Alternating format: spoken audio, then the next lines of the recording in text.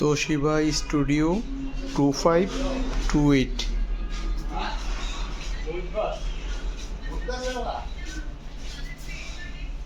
Toshiba studio 2528 ID card কীভাবে copy করতে হয় আসুন আমরা দেখি।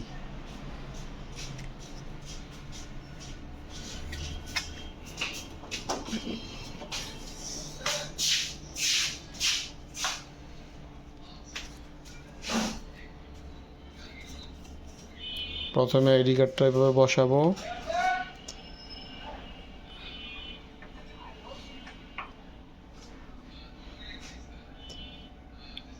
এইখানে, তারপর এটা লাগিয়ে নিব,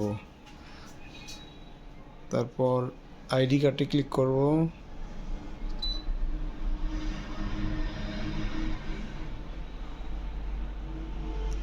তারপর একটু কালি কমাই নিব, তারপর স্টার বাটনে চাপবো। এক পাশ স্ক্যান হওয়ার পর এমন মেসেজ আসবে, তারপর টপ কভারটা উল্টায়া আইডি কার্ডটা উল্টাই দিব এইভাবে,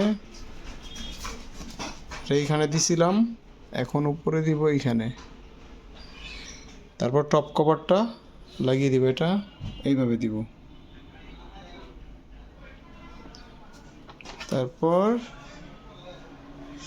তারপর নেক্সটে দিব, এখানে দিব, হয়তো নেক্সট কপি এখানেও দিতে পারবো।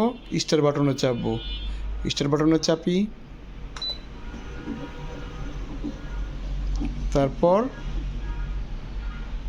জব ফিনিশ দিব, জব ফিনিশ, তারপর আইডি কার্ডটা হইতেছে কপি।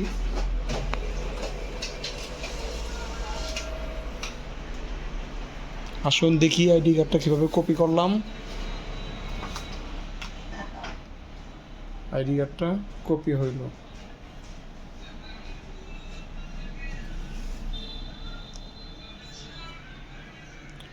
Toshiba studio 2528